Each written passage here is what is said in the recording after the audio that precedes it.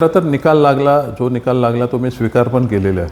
परंतु त्यानंतर जे महाराष्ट्रभर ज्या सगळ्या गोष्टी घडत आहेत किंवा EVM बद्दल जी बोंबाबोंब चालू आहे, जे आमच्या पक्षाने आणि माननीय राजसाहेबांनी 2018 सालीच चालू केलेली त्याबद्दल मोहीम, तर त्यात बऱ्याचशा गोष्टी संशयास्पद आहेत.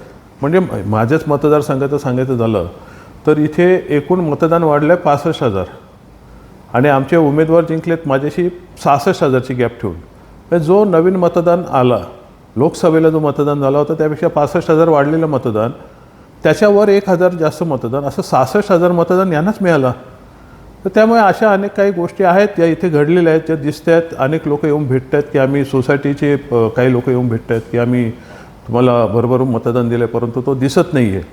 आणि माझ्या कार्यकर्त्यांची भावना आहे, सहकाऱ्यांची भावना आहे की आपण याच्यावर आवाज उठवलेला आहे. त्या अनुषंगाने मी पण ती मागणी केलेली आहे. त्याचे काय 17 EVM मशीन त्याचं VVPAT मोजण्यासाठी जे कायदेशीर काहीतरी साधारण 8 लाख भरायचे असतात तेही भरलेले आहेत मी.